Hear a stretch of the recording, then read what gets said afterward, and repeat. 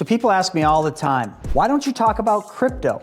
Like, what is the future of crypto? How do you see that in the infinite banking concepts? And I get all sorts of questions. And the simplest answer is, I guess, I don't know enough about it. And I only like to talk about things that I know, like, and understand. But how do you get to know, like, and understand something?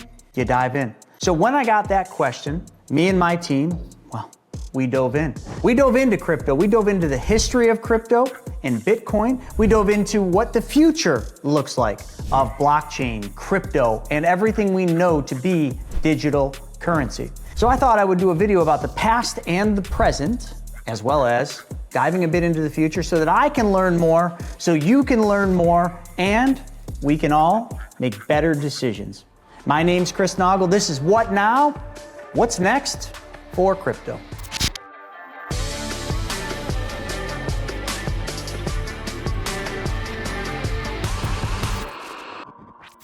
Now, some of you might know that sometimes I beat up on Bitcoin and coin investors, and I kind of throw salt in their eyes, if you will, but it's really more of just a frustration, not so much with the asset or not so much with the investment, but it's with the way people go about investing in it.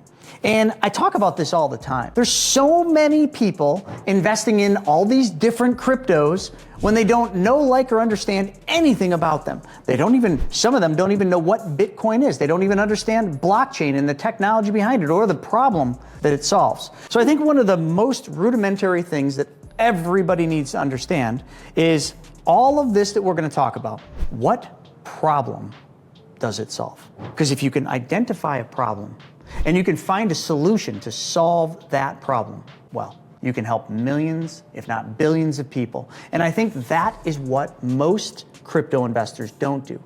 They focus on getting rich quick. They focus on the glams and the glitches. They focus on talking big when it's up, but when it goes down, they're silent. And then when it goes back up, they're talking big about it, but they're only investing high when everybody else is jumping in.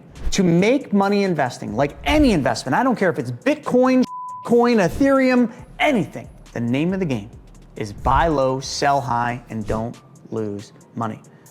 But here, before I get into the history of all of this, I'm gonna make a prediction. I think that Bitcoin has a very big future. I think Bitcoin will be a stable for most of us. And maybe not Bitcoin, but blockchain is around to stay. Blockchain is the future. No ifs, ands, or buts about it. So do I think investing in this technology, investing in this space is smart? Yes, with a strategy. But you know what else I like to do with strategies? I like to help all of you. And I like to do that by creating content. And the only way you can get that is by subscribing to this channel. So click the subscribe button, and also, whoa! Right above, there's a little bell. Smash that bell. Okay? Smash it so that I don't have to come and be your protector all the time. And once you smash that, sorry. All right, anyway, let's dive in. What I first thought I would do with this segment is I thought I would break down the history. And I've got this chronological, so I'm just gonna kind of read some of the bullet points. This is pretty fascinating stuff. So blockchain is really what I want to break down the history of. Now, I know many of you know the history of Bitcoin, which we'll hit on a little bit, but blockchain is the real thing that I want to talk about. So let's start. 1991. You remember those times? Very different than they were today. But that's back when computers were starting to become mainstream. They were becoming more popular. But 1991 is also when blockchain was first conceptualized. Now, there was two guys, Stuart Haber and W. Scott Stanetta. And they described almost like a DNA-like pattern, but they described a cryptographically secured chain of blocks. Yeah, anyway. Now, as I go through these, I'm not gonna go into extreme detail, okay? And I'm gonna screw some people's names up because some of these names are just wonky. But I'm just gonna try to kind of show you the timeline of things. So the second timeline to note is 1998. And these were the early digital currency efforts, like the pioneers of the industry. And one of those pioneers' names was Nick Szabo. And he worked on what was called BitGold. Kind of cool, huh? BitGold. It's a bit of gold. And it was a precursor to the decentralized digital currencies that we know of today. 2000. Unless you lived through this time, you wouldn't understand, but I'm just gonna say it, because I gotta. It was party like it's 1999, because we didn't know if things were gonna continue into 2000. So in 2000, the theoretical advancements to blockchain were significant. So this guy, Stefan Konst, published his theory of cryptographic secured chains and implementation ideas. So who comes up with this stuff, right? They're aliens. They're all aliens. It's okay.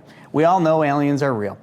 2008, okay? This is right during the Great Recession. And this is when, as an advisor, I first started hearing all these little echoes of this digital currency, this decentralized currency. We had heard about it as advisors, but we were pretty much completely ignoring it. It was too far out there. But when the whole stock market was tanking, it started to become a little bit more obvious. And this was the birth of the blockchain model that sets the precedence for what we have today.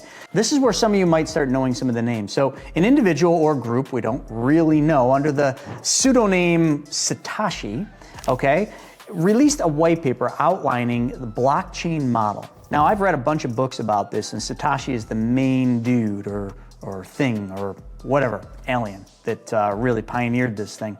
And then in 2009, this was a monumental time in 2009. It was the introduction of the first blockchain. This is when it really hit, okay?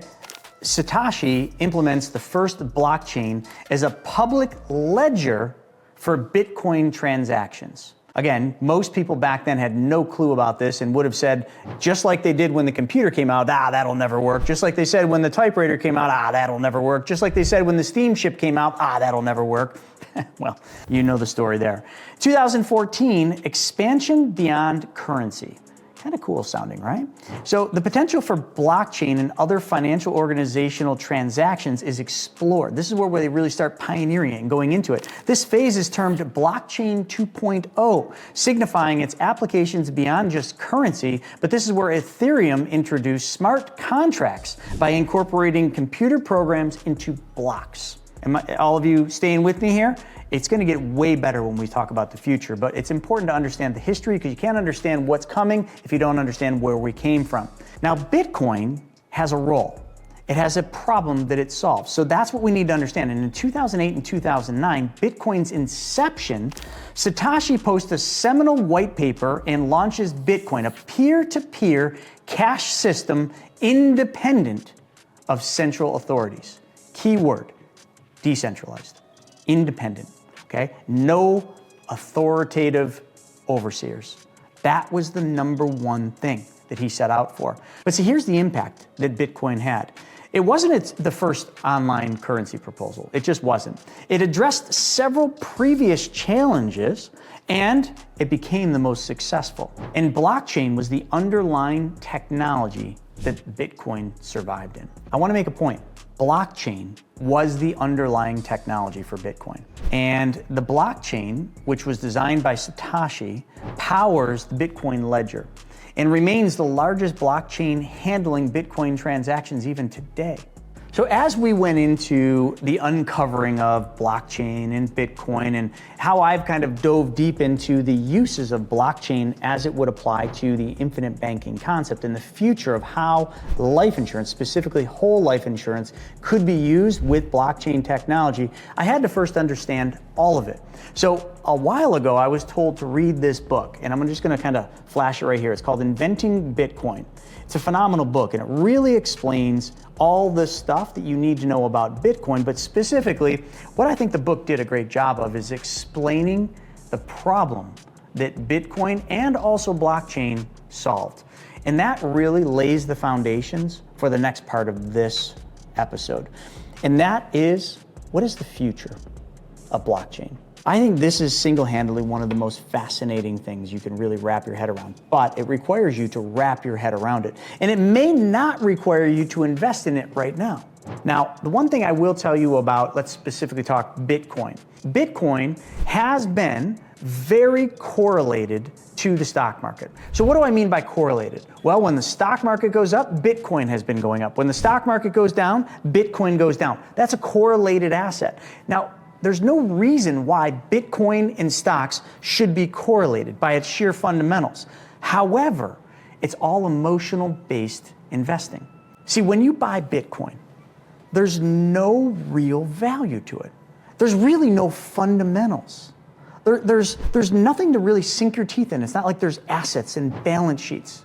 It's kind of just the wild, wild west. So there's one thing you need to understand. It's called intrinsic value. Look it up, Google it. I'm not going to teach you about intrinsic value, but Bitcoin and all cryptos, they have none. So what are you really investing in? You're investing in a hope. You're investing in a future that you really may or may not understand, but you believe in it. Because there is no technical fundamental value or intrinsic value behind any of this. It's a technology. So what could the potential future uses be for this? Well, let's think about it. We want less control, right? We want to live in a world where we are in control of our money. Are we in control of the dollar? No, the Fed is. Are we in control of most of our financial lives? No, somebody else is. But that's because we've been taught to give up control of it. What all of this does is it gives you the ability to start to take back control in a decentralized platform. Now, the government is trying to change that, and we're going to get into that. Actually, you know what? Screw it. Let's just dive in. The future of blockchain. Now, there's a book, I guess worthy of mentioning, but I don't particularly like the dude, Klaus Schwab. I think he's a lunatic and a goof, but he might be onto something with this. And he gives 5 predictions about this upcoming trend. And he really talks about the future of blockchain. And what we're going to talk about now is some of the highlights of this particular article in this particular book. So ideally, Klaus Schwab, the nut job he is essentially saying for the new world order to kind of fall into line, they all have to fall into what he's calling the 4th industrial revolution. Now, what he's highlighting in his book is the key future technologies that will pave the way for this. And blockchain, as he says it, holds great human potential. I agree. Totally agree. In this article I was reading called Gartner's Forecast, here's what he says. By 2026, blockchain's business value is predicted to exceed $360 billion, which in the grand scheme of like dollars and Wall Street, very small. But by 2030, it's expected to pass 3.1 trillion. So I think you can do the math, right? 360 billion and 3.1 trillion. Yeah, that's a lot of growth. And this next piece is kind of referred to as revolutionary. And we all know revolution basically means great change. And we need great change in this country. We need great change in this world. And blockchain is anticipated to drive these significant changes in various sectors in the coming decades. And here are the predictions about the upcoming trends in blockchain. These are pretty wild. First off, cybersecurity. Now we know we got lots of cybersecurity problems. Things are getting hacked into all the time, but blockchain addresses these issues because it can't be hacked. It's almost impossible to hack blockchain. It addresses data tampering challenges, and it not only does that, it uses secure data and verifying file authenticity. All in that book that I was talking about, Inventing Bitcoin, talks highly about this. How about government? Now we've heard about the government. We've heard about various governments going into digital currency. So this is a huge piece of the future. So governments are looking at implementing distribution ledger technology. They call it DLT for administrative processes because it can't be hacked. It can't be tampered with. So obviously, why would the government not want to use this technology?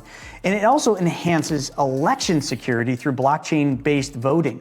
Well, do I need to go there? Yeah, I think we have a little bit of a problem when it comes to voting. So this technology could secure that through blockchain. And not only that, it protects voters' identities. We don't want everybody knowing. As a matter of fact, I think a bunch of dead people were voting last time. They don't want people knowing that they're voting from the grave. I mean, come on. We gotta protect those identities. And we gotta support remote voting.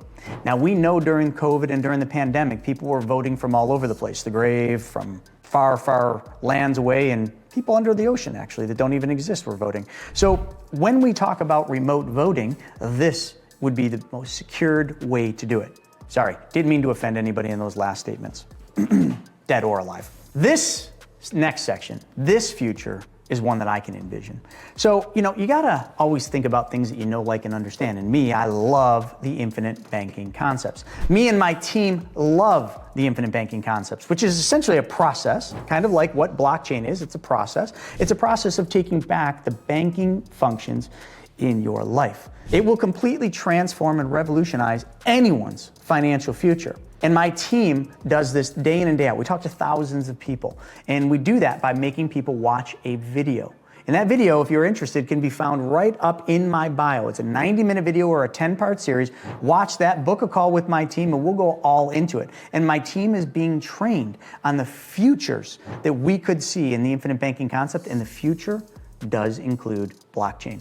So let's dive into banking and finance, and what could the future be? Now, this is not brand new. You see, countries like El Salvador have been using Bitcoin as a legal tender. Because of their high inflation, Bitcoin was even more stable. Even though Bitcoin's very volatile, it was better than their currencies. Now, El Salvador, compared to the US, China, Russia, very small. But at least you've got a test pilot. You've got somebody using it. So there's another potential for national cryptocurrencies. They could be used to supplement regular currencies, kind of like what El Salvador did. Currencies that aren't stable, currencies that maybe are just being kind of pushed out, could all be replaced by this. I don't know whether that's a good or a bad thing, but this is definitely something to wrap your head around. And facilitating the transactions, this is the part I like, facilitating the transactions without third-party dependency. Now, what do I mean by that? Well, let's just play banking real quick, right? You make money, you deposit it into the bank. Now, if you deposited a paper check, how long does it take for your money to become available?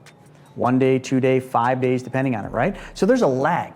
That's because there's verification that has to happen there. Then, when you want that money and you want to take it out, how long would it take you to take that money and send it to somebody else? If it's an ACH, it's 36 hours. If it's a wire, it would take pretty much instant or, next couple hours. But you see, with blockchain, with this technology, it'd be instant. Your money would be available the second it was there. When you wanted to make a transaction, it happens that second. There is no clearing. There is no third-party verification because it's all verified in the blockchain technology.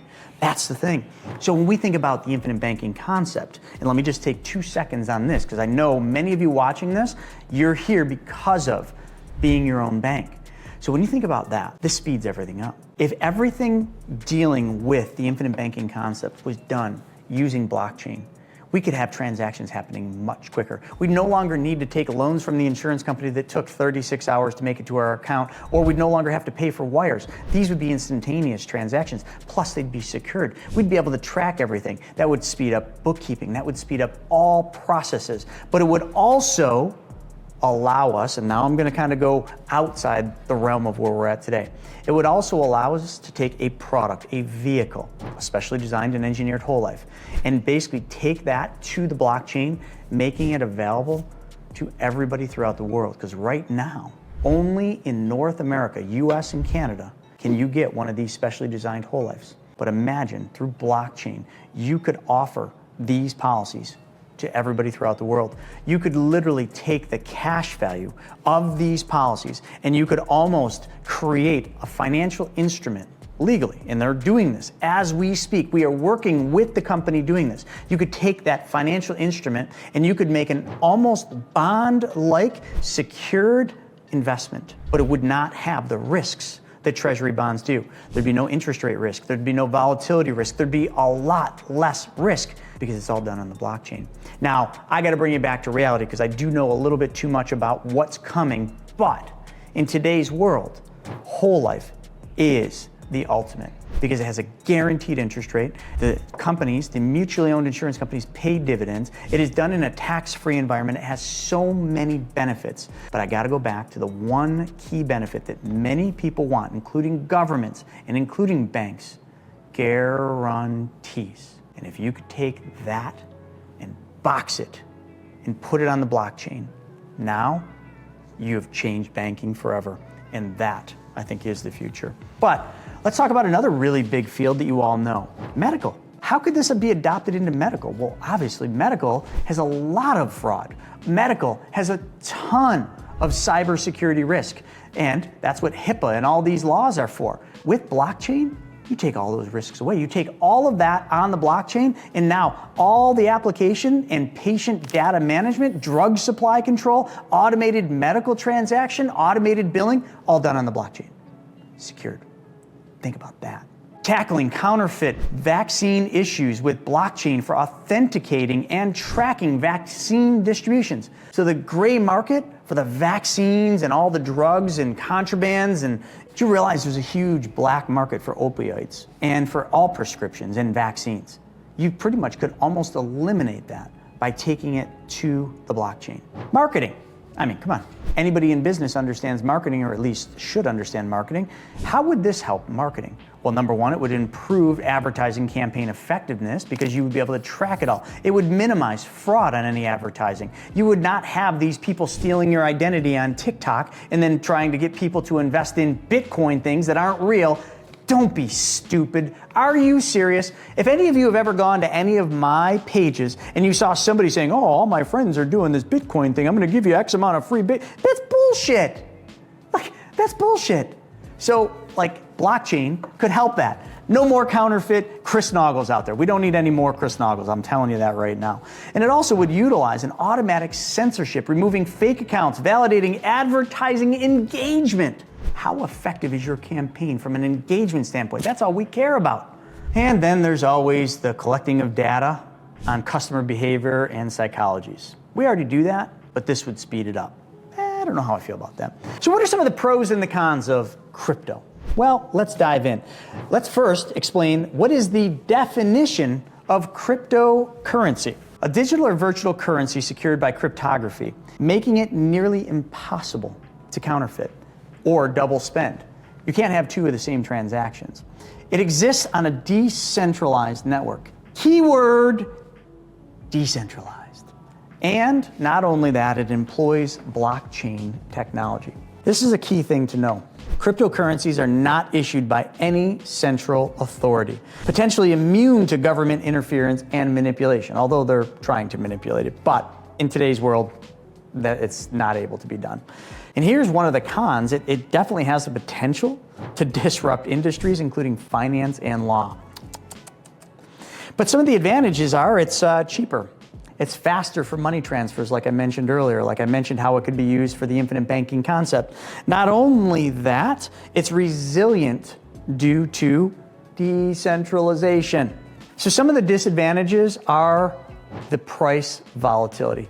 This is such a volatile asset class. It is so all over the place. Literally, the average person doesn't have the stomach for this type of volatility. Highly speculative is what we would call it. It's high energy consumption for mining. So we're about to turn to the next phase of mining, which is not going to be good, but the mining is very expensive. That's how it was designed. To mine for Bitcoin costs a lot of money and energy. And the use in criminal activities, because it's decentralized, well, I don't need to tell you. This is where all criminal activity is trading, is over here in this decentralized world. But one of the other things too that we researched is blockchain's wider acceptance. Like, what is something that it could be used on, like broader applications? And when thinking about that, well, it could be used in multiple industries. It could be used in a lot of different processes. Okay, it could be used for online voting. I mean, we already mentioned that. And it could be also used heavily for crowdfunding and raising money. Now, there are some financial institutions using it currently. JP Chase uses blockchain for more efficient payment processing. And actually, to go one step further, actually just a couple weeks ago, they came out and approved, the SEC approved the first Bitcoin ETF. So now they're looking at doing derivatives. They're looking at doing all sorts of things. So it's basically all going to come right underneath the whole Wall Street umbrella, which is actually one of the things that I don't like about it. One of the things I don't like about it, again, I mentioned earlier, it does not have an intrinsic value. It has no real fundamentals. It's just completely speculative. It is literally a big hope and pray. I see the broader application. I see the problem it solves, but to invest in it in today's time at these prices, I think in the grand scheme, in the long run, if you were to buy Bitcoin at today's price, you're going to be fine. But I think it's got a lot further to go down before it goes up a lot higher. It's being used, but not used. So its greater application, Bitcoin I'm talking about, is very hard to wrap your head around. And not only that, I just don't fully understand it. I understand enough this research helped me understand a lot more, helped me understand like all the different things about CBDC and digital currency and cryptos and Bitcoin and Ethereum and the use case for all of it. It's essentially ledger technology in the simplest form. That's what it is. And I hate to say it, call me an old school investor, but I got to side with the Warren Buffetts and the Ray Dalios. They don't support Bitcoin. Okay, one of the economists I follow, Harry Dent Jr., he does. He thinks there's a big future, but he also thinks there's a big downside before the big future. But Warren Buffett, is one of my favorite. I've read a lot of his books, and it comes down to fundamentals. And I just can't wrap my head around the fundamentals. I'm the type of person that's risk averse. I take less risk versus more. I'm not swinging for the fences. I'm not trying to hit home runs like Babe Ruth. I'm trying to hit base hits. My infatuation with blockchain does not come from an investment vehicle or an ETF or a derivative formed using Bitcoin or some cryptocurrency. My fascination comes around blockchain as a technology and how it applies and could be used for our field, the infinite banking concepts. And folks, if you don't know what the infinite banking concept is, I got some news. Right above right now in my bio, there's a video up there. Watch that video. It will fully explain how you can become your own bank very easily by changing just one thing. And then all you do is you just book a call with our team and we'll answer any questions to see how that could work. And maybe we can riff a little bit about a future using blockchain. Folks, there's so much more we could go into with CBDC and everything that surrounds blockchain and Bitcoin and cryptocurrencies, but let's just pause it for there. I think this is a nice little beginner's sprint. So from here, I would urge any of you that want to learn more, dive deep, take some time, learn it. Before you ever invest in it, get to know what it is you're about to invest in. And when you do invest in it, may I suggest dollar cost averaging. When I invest in Bitcoin and Ethereum, which I do both, I buy them bi-weekly. Every other week, I'm buying a certain dollar amount systematically. Now, the one thing that some of you would disagree is what I do is I watch the price. And I know when the price goes up, I sell it. And I just keep buying. And then when it gets high again, I sell it. And I do this because I'm always buying low and selling high. Now, that's market timing. I can get away with that right now because it's so volatile.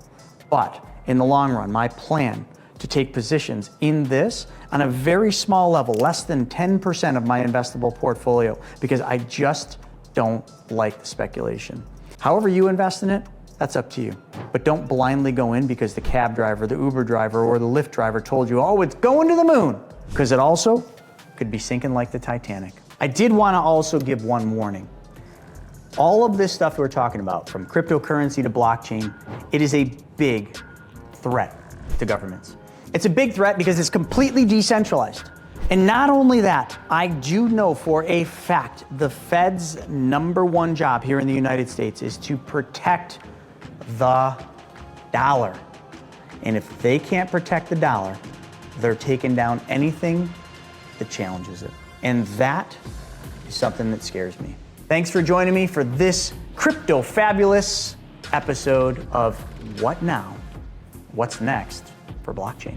Hey folks, if you liked this video, check this one out right here, the money multiplier method. Learn how the infinite banking concept works.